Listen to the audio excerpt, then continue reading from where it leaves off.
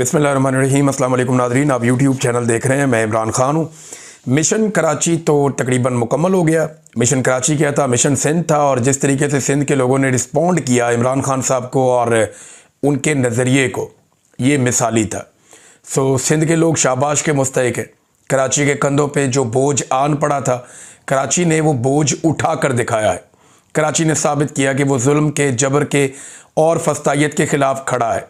एक ऐसा दौरा जिसमें सिर्फ चंद मुलाकातें थी, एक ऐसा दौरा जिसमें सिर्फ चंद स्ट्रीट मूवमेंट की बातचीत थी या लोगों से हल्की फुल्की इंटरेक्शंस थी, वो दौरा बड़े बड़े जलसों में तब्दील हो गया।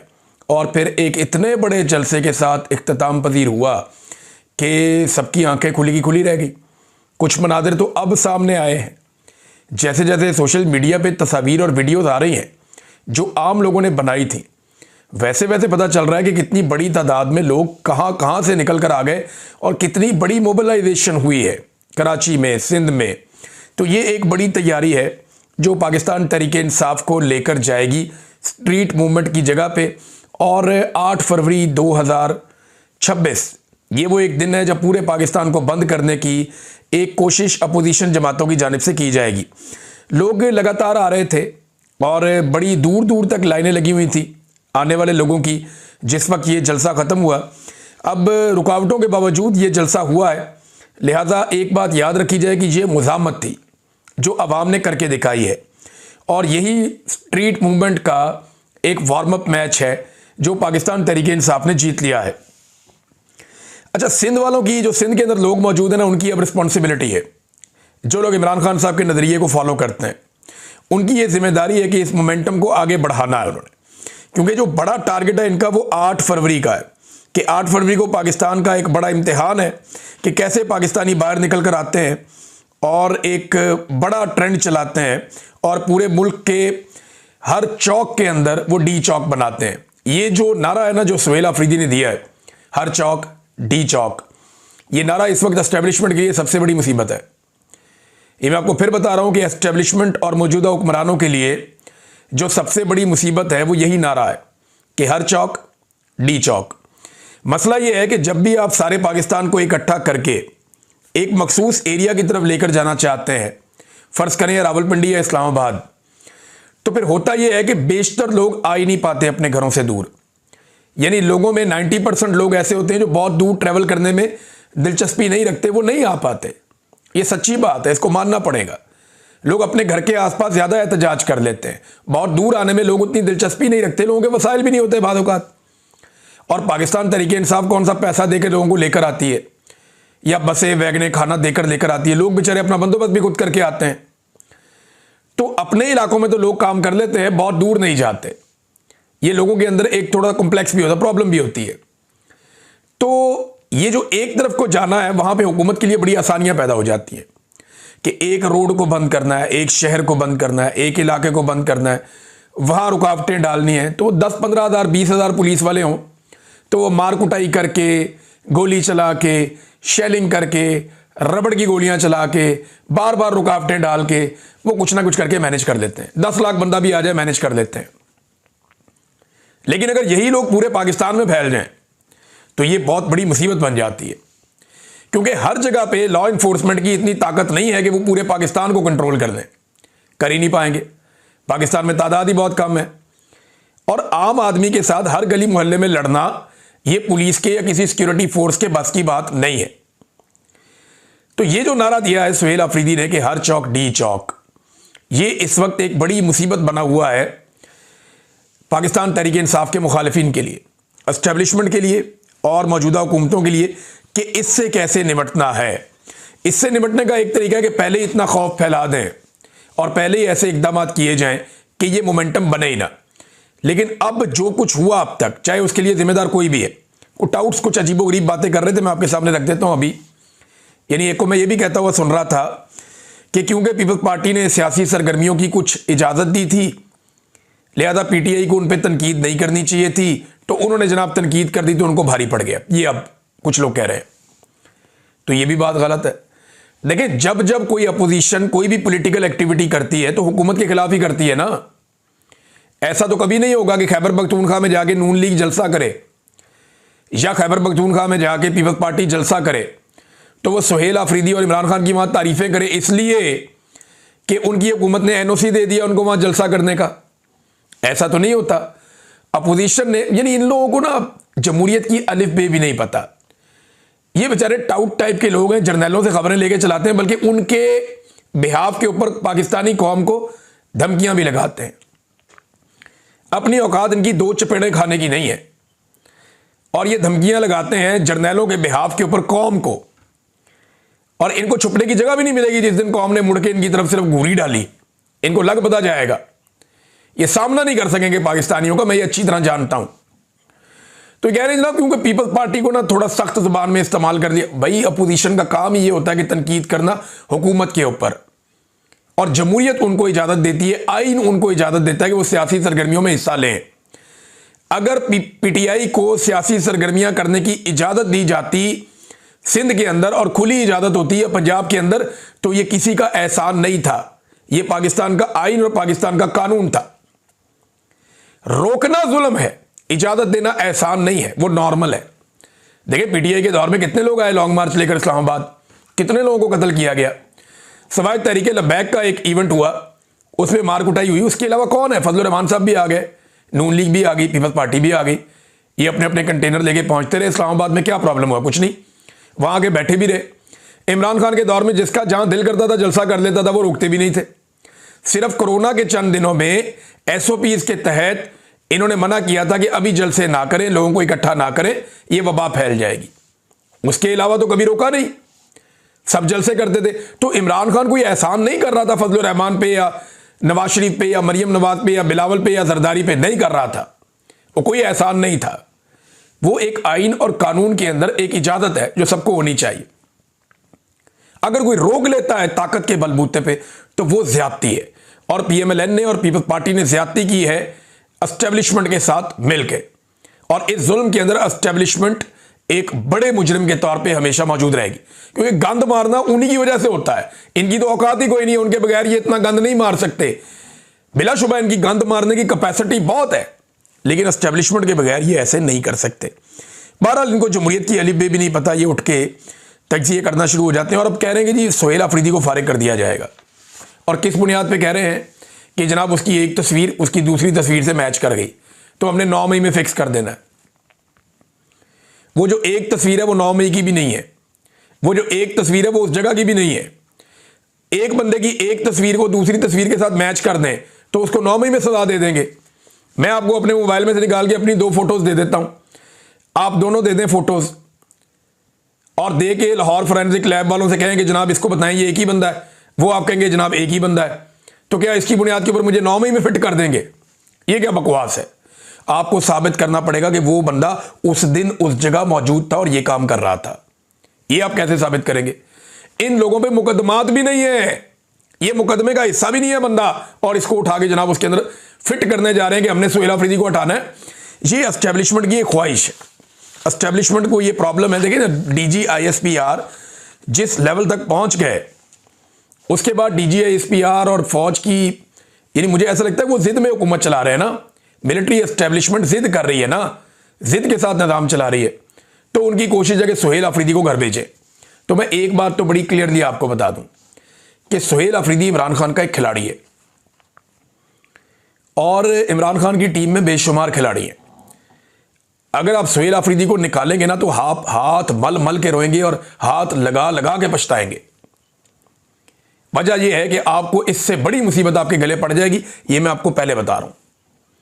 अगर सुहेल आफरीदी को निकालेंगे तो इससे बड़ी मुसीबत आपके गले पड़ेगी।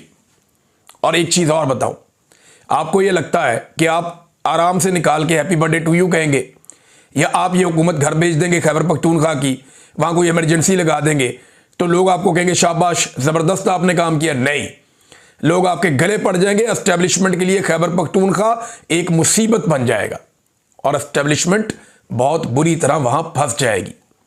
ये बात एस्टेब्लिशमेंट भी जानती है। बहरहाल ख्वाहिशात अपनी जगह पे हैं, ख्वाहिशात पूरी करने के लिए ये हमेशा उल्ट पटांग हरकतें करते रहते हैं। तो देखते हैं अब इसमें क्या करते हैं। सुहेल आफरीदी ने जो स्टेटमेंट दिया, सुहेल आफरीदी ने कहा कि सिंध हुकूमत ने जो बेहुरमती सिंध की अजरक और सिंधी टोपी की है, आप उन्हें कभी माफ़ ना करना। सिंध की आवाम ने जो मोहब्बत हमें दी है इसको हम कभी नहीं भूलेंगे। ये सुहेल अफरीदी ने वहाँ पे स्टेटमेंट दिया, सिंध के लोगों का शुक्रिया अदा किया और सिंध की हुकूमत से शिकवा किया। अब मुराद अली शाह साहब किस मुंह से मिलेंगे सुहेल अफरीदी को? क्या वो मुलाकात कर सकते हैं कि जनाब आए बैठे मिलते हैं हम? और अगर मिलेंगे तो किस मुंह से मिलेंगे, ये भी एक बड़ा सवाल है। जितना जुल्म उन्होंने अपने सूबे में सुहेल अफरीदी और उनके साथियों के साथ किया कि एक वज़ीर आला की जान को खतरे में डाल दिया, और अब नासिर शाह साहब जो है वो गोंगलुओं से मट्टी झाड़ रहे थे, नहीं जी वो सेफ एरिया था, नहीं जी हमने उनको बचाया था, नहीं जी वो ट्रैफिक जैम थी। रात पुलिस वाले खुद बताते रहे कि हमें हुकूमत ने कहा कि सारे रास्ते बंद कर दो। वो 2 घंटे का रास्ता जो है ना, बिलावल को कभी आप निकाले ना हैदराबाद से यहाँ के लिए, तो ये 2 घंटे का टोटल रास्ता नहीं है, तो उसके ऊपर जो है 7-8 घंटे लग गए। ये अच्छा आपने प्रोटोकॉल दिया है। तो ये एक्चुअली मेहमान नवाजी के खिलाफ है, और जरदारी साहब ने सारी जो सिंध की रवायात है ना उनको तबाह करके रख दिया। यानी आसिफ अली जरदारी ने सिंध का पानी भी कुर्बान कर दिया। पानी का मैं आपको सिंपली थोड़ा सा बता देता हूं कि देखिए, हमारे पास जो टोटल दरिया है उनमें से 3 दरिया तो अयूब खान ने दे दिए थे इंडिया को, रावी, सतलुज और ब्यास। चनाब और झेलम 2 बाकी दरिया रह गए। उन दोनों दरियाओं के ऊपर इंडिया ने हमारा पानी रोकना शुरू कर दिया। हम उम्मीद करते हैं हमारी फौज वो पानी छुड़वाएगी, लेकिन हमें अभी दिखाई नहीं दे रहा, इस बारे में कोई स्ट्रेटजी नज़र नहीं आ रही। इंडिया हमारा पानी रोक कर बैठा हुआ है, फिर पीछे रह जाता है, और उसकी पुराने दरियाओं की वजह से दरियाई दाजल जो था वो भी खुश्क हो गया, और आपका पूरा जो सहराई इलाका है चोलिस्तान का और सराउंडिंग का वो सारा खुश्क हो गया। वहाँ पे एक दौर में खेती बाड़ी होती थी, अब खुश्क है। तो एक दरियाए सिंध बचता है जो पंजाब को भी सैराब करता है और नीचे जाके सिंध वालों के सैराबी का भी काम करता है। अब दरियाए सिंध का पानी 6 नहरों के जरिए से सहरा के अंदर ले जाया जा रहा है, जिसका पानी पहले इंडिया को दे दिया गया था। सहरा में जो है वो SIFC के तहत पाकिस्तानी जर्नैल जो है वो बहुत बड़े पैमाने पे ज़रूरी एक्टिविटीज़ करना चाहते हैं। यहीं पे जो अरब ममालिक के बादशाह हैं वो शिकार खेलने आते हैं, उनके पास बड़ी बड़ी ज़मीनें हैं, ये पानी उन इलाकों तक पहुंचाया जाएगा। तो आप अच्छी तरह समझ सकते हैं कि यहाँ से फ़ायदा किसको होगा। तो जरदारी ने तो सिंध का पानी भी कुर्बान कर दिया ना। जो पानी सिंध को मिलना था वो दरियाए काबुल के ऊपर भी, क्योंकि दरियाए काबुल का पानी भी दरियाए सिंध में आता है, तो वहाँ पे भी अफगानिस्तान इंडिया के साथ मुशावरत कर रहा है एक डैम बनाने की, वहाँ पे भी एक डैम बनाया जाएगा, वो कोशिश कर रहे हैं मिलकर। तो सिंध का पानी कम होता चला जाएगा, और सिंध का हारी जो है उसका सबसे बड़ा मुजरिम कौन होगा? आसिफ अली जरदारी, जिसने बाकायदा सिंधियों का पानी कुर्बान कर दिया सिर्फ इस चक्कर में कि आसिम मुनीर साहब मेरे बेटे को वज़ीर आज़म बना देंगे एक दिन। तो बेटे को वज़ीर आज़म बनाने की जिद में सिंधियों का पानी भी दे दिया, सिंध की रवायात भी कुर्बान कर दी, और जो इन्हें एस्टेब्लिशमेंट करती है ये आंखें बंद करके फौरी तौर पे उसके ऊपर अमल दरामद कर देते हैं कि किसी तरह से इनका बेटा जो है वो वज़ीर आज़म बन जाए। नाज़रीन, अब एक सरप्राइज़ और आएगा, ये मैं आपको पहले बता देता हूँ, और अच्छा बड़ा तगड़ा सरप्राइज़ आएगा आपको। खैबर पख्तूनख्वा वज़ीर आला सुहेल अफरीदी पहुँचेंगे, इनके और इनके साथियों का एक और मनसूबा है, और वो आपको अगले चंद दिनों में पता चलेगा। तो एक और बड़ा सरप्राइज़ है जो पाकिस्तानियों को मिलेगा। तो स्ट्रीट मूवमेंट जो है ना वो तेज़ होती जा रही है। देखिए, मैं ये नहीं कह रहा कि इमरान खान इससे फौरी तौर पे जेल से बाहर आ जाएंगे, नहीं। आसिम मुनीर साहब इमरान खान साहब को किसी सूरत नहीं छोड़ेंगे जब तक कि छुड़वाया नहीं जाएगा। ये बात आप लिख कर रख लें कि आसिम मुनीर कभी नहीं छोड़ेंगे जब तक छुड़वाया नहीं जाएगा। और दूसरी बात यह कि ये जो एस्टेब्लिशमेंट के साथ हो रहा है ना, ये जो मोमेंटम बन रहा है, ये रोजाना की बुनियाद पे एस्टेब्लिशमेंट का सहर टूट रहा है, उसकी मिथ टूट रही है, वो कमजोर हो रहे हैं, वो ज्यादा बेनकाब हो रहे हैं, और लोग उनके बारे में ज्यादा जानना शुरू हो गए हैं।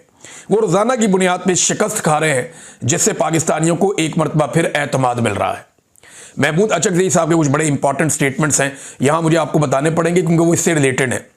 उन्होंने कहा जी कोर कमांडर 12,000 फौजियों की कमांड करता है। 9 मई को कोर कमांडर हाउस क्यों खुला था, लोग कैसे अंदर घुसे, हमारे फौजी जंग की किताबें पढ़ते हैं। उन्होंने ये भी जंग की तरह खेला कि आओ इनको इस तरह फंसाओ। यानी अब महमूद खान अचकज़ई भी इस नतीजे पर पहुंचे कि ये फॉल्स फ्लैग ऑपरेशन है। जिन्होंने 4 मार्शल लॉ लगाए, पहले वो इन पर माफी मांगे ना, फिर 9 मई पर माफी मांग ली जाएगी कि जनाब अगर आपने माफी मंगवानी है तो पहले खुद माफी मांगो कि 4 दफा आपने पाकिस्तान में मार्शल लॉ लगाया। इमरान खान जेल से कहता है कि अगर हम चोर हैं तो कमीशन बना दो, वही सजा दे दो, मगर कमीशन बना ही नहीं। क्यों नहीं बन रहा? कोर कमांडर का दफ्तर और गेट खुला हुआ क्यों था? ये उन्होंने फिर सवाल उठाया। उन्होंने कहा यह सब एक मंसूबा था, एक जाल था जो बिछाया गया था। हम लाहौर फतह करने नहीं, वोट के हक के लिए निकले थे। 8 फरवरी के इंतखाबात में अवाम का मैंडेट बेमिसाल जुल्म से छीन लिया गया। मसला इमरान खान नहीं, मसला अवाम की राय है। आइन को बार बार पामाल किया गया। यही जुल्म पाकिस्तान की बुनियादें खोखली कर रहा है। तहरीक तहफ़्फ़ुज़ आइन पाकिस्तान किसी फर्द की नहीं, जुल्म के खिलाफ अवामी जिद्दोजहद की तहरीक है। यह भी महमूद खान अचकज़ई साहब ने कहा। उन्होंने कहा जी मुझे एक और ख़तरा है कि कुछ महीनों में, अल्लाह ना करे ये बात सच हो, लेकिन महमूद खान अचकज़ई जो है ना वो बड़े उन सियासतदानों में से हैं, और ये बात पहले फजलुर रहमान साहब भी कह चुके हैं। महमूद खान अचकज़ई और फजलुर रहमान वो सियासतदान हैं जो पाकिस्तान के चप्पे चप्पे से ना सिर्फ वाकिफ़ हैं बल्कि इनकी बड़ी गहरी नज़र भी होती है। अब वो ये कहते हैं कि मुझे ख़तरा है कि कुछ महीनों में कुछ इलाके पाकिस्तान से ये कह दें कि आपका कोई भरोसा नहीं है, आप आइन बनाते हैं, बिगाड़ते हैं, लिहाजा हमारे साथ नया इमरानी मुआहदा दस्तखत करो, एक नई आइन साज असम्बली बनाओ। ये बड़ी ख़तरनाक बात है। और ये बात जो है ना वो फजलुर रहमान साहब भी कह चुके हैं कि बहुत सारी जगहों पे हुकूमत मौजूद ही नहीं है, उनकी अमलदारी ही नहीं है। और वो भी ये कह चुके हैं कि खुदा न खास्ता वो पाकिस्तान को एक अजीब सूरत हाल में देख रहे हैं। फजलुर रहमान साहब जैसे लोग, दीगर कुछ और बड़े सीनियर सियासतदान, ये इस्टेब्लिशमेंट की ख्वाहिश तो हो सकती है कि पाकिस्तान खुदा न खास्ता टूट जाए, जैसे माजी में इन्होंने तोड़ा था, 2 टुकड़े कर दिया था, लेकिन पाकिस्तानी ये होने नहीं देंगे। पाकिस्तानियों को हर हाल में इस्टेब्लिशमेंट को रोकना पड़ेगा और इस जुल्म का सिलसिला बंद करवाना पड़ेगा, वरना पाकिस्तान बड़ा नुकसान खुदा न खास्ता इससे उठा सकता है। नादरीन, आपको याद होगा शेर अफजल मरवत साहब अक्सर कहा करते थे, और मेरी बात का बुरा ना बनाएं, मैं सिंपल एक सादी सी बात कर रहा हूं। वो अक्सर ये कहा करते थे कि मेरी वजह से लोग निकलते थे, मैंने तहरीक चलाई थी, मैं था जिसने लोगों को निकाला था। इमरान खान तो जेल चला गया था, 9 मई के बाद मैंने ये करके दिखाया था। तो देखे शेर अफजल मरवत साहब, आपने तो निगरान हुकूमत में किया था इलेक्शन से पहले, अब आप देखें कैसे सुहेल आफरीदी ने लोगों को निकाला। मामला ये नहीं है, शख्सियत का मामला ही नहीं है, मामला नज़रिए का है, मामला एक मिशन का है, मामला एक मकसद का है जिसके लिए पाकिस्तानी कौम इमरान खान के साथ खड़ी हो गई है। आज उस मकसद को, उस नज़रिए को अडियाला जेल में बैठा हुआ शख्स इमरान खान लीड कर रहा है। आज के दिन की आप बात करें ना, हाल की बात करें, तो इमरान खान उस नज़रिए को लीड कर रहा है कि पाकिस्तान में आइन की हुक्मरानी होनी चाहिए, गैर जमहूरी हरकतें बंद होनी चाहिए, इंसानी हकूक़ की पामालियाँ बंद होनी चाहिए, रूल ऑफ लॉ होना चाहिए। आप 100 गिला करें इमरान खान की सियासत से माजी में, लेकिन इमरान खान साहब आज इस नज़रिए का अलम थाम के खड़े हैं। अब जो वो अलम पकड़ेगा अवाम उसके साथ निकल जाएगी। कल ये शेर अफजल मरवत साहब के हाथ में था, लोग उनके पीछे आ रहे थे इस नज़रिए और इमरान खान के साथी होने की वजह से। आज यहां पे अली अमीन गंडापुर साहब थे, माजी में हमने देखा अवाम उनके पीछे चल पड़ी थी। आज हम देख रहे हैं सुहेल आफरीदी, सारे लोग उनके साथ चल पड़े हैं, तारीखी मनाज़र हम देख रहे हैं।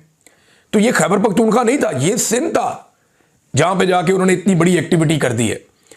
तो ये सबकी गलतफहमी दूर हो जानी चाहिए। मामला नज़रिए का है, मामला इस वक्त पाकिस्तान का है और पाकिस्तानी अपने मुल्क के लिए खड़े हैं।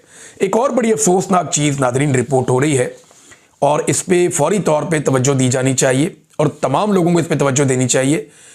ये वादी तीरा में जो ऑपरेशन का प्लान किया गया है उसकी वजह से बड़े पैमाने पर हज़ारों लोग नकल मकानी कर रहे हैं और सड़कें जो है ना वो लंबी कितारें उसके ऊपर गाड़ियों की नज़र आ रही हैं, तो लोग वहाँ से निकलना चाह रहे हैं।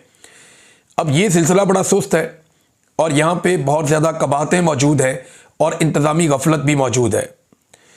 अच्छा, अब मामला ये है कि PDM और इंतज़ामिया के इंतज़ामात बिल्कुल भी अच्छे नहीं हैं। ये ताहिर खान साहब एक जर्नलिस्ट हैं, वो ये बता रहे हैं रजिस्ट्रेशन पॉइंट 1 है और इंतज़ामिया की कारकर्दगी कमज़ोर है। खुराक और तिब्बी इमदाद का मामला भी तसल्ली बख्श नहीं है। वॉशरूम्स का इंतज़ाम भी नहीं है। तीरा से पेशावर का तकरीबन 3.5 घंटे का रास्ता है, लेकिन पेशावर पहुंचने में 24 घंटे लग जाते हैं। ये लोग एक मरतबा फिर अपने घर छोड़ के जा रहे हैं। ये बेचारे कब तक नकल मकानी करते रहेंगे? कब तक अपने इलाके, अपने गाँव, अपने मोहल्ले, अपने बाज़ार उन्हें छोड़ छोड़ के बाहर जाते रहेंगे? कब तक? आप सोचें ना, लाहौर में बैठे हुए लोग या इस्लामाबाद में बैठे हुए लोग कि आपको नकल मकानी करनी पड़ जाए, आप कहाँ जाके रहेंगे? अगर आपको जाके खैमों में रहना पड़े और सर्दियां आपको बाहर गुजारनी पड़े तो आप कैसे गुजारेंगे जब आपके पास पैसे भी नहीं है, आपके पास वसाइल भी नहीं है।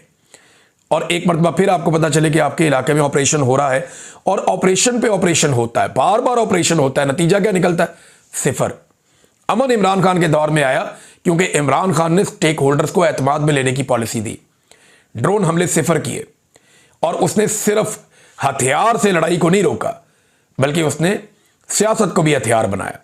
तो ये आपको होश के नाखून लेने चाहिए और उस फार्मूले पे अमल दरामद करना चाहिए।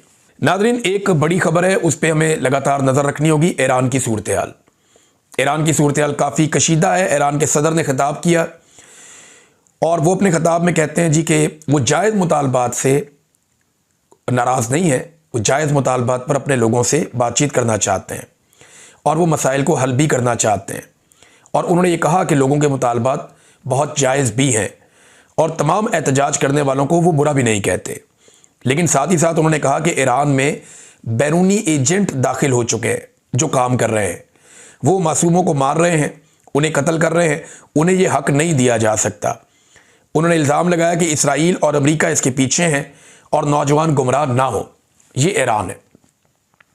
अब तक जो हलाकतों की तादाद है वो कुछ मीडिया ये कह रहा है कि सैकड़ों में हो गई है।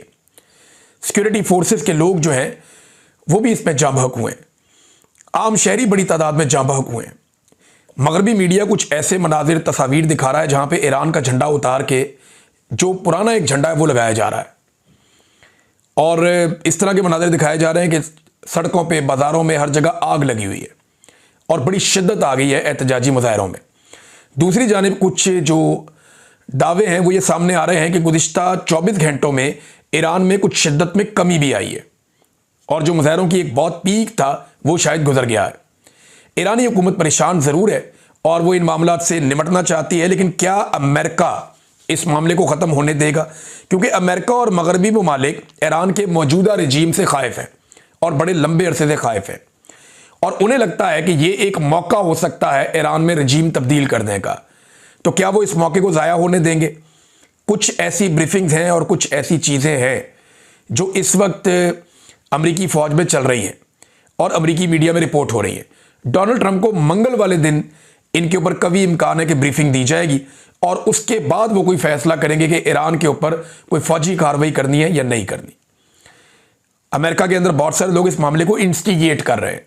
वो डोनाल्ड ट्रंप को कह रहे हैं कि हम आपकी जगह होते तो अब तक ये कर देते, ये कर देते, ये कर देते।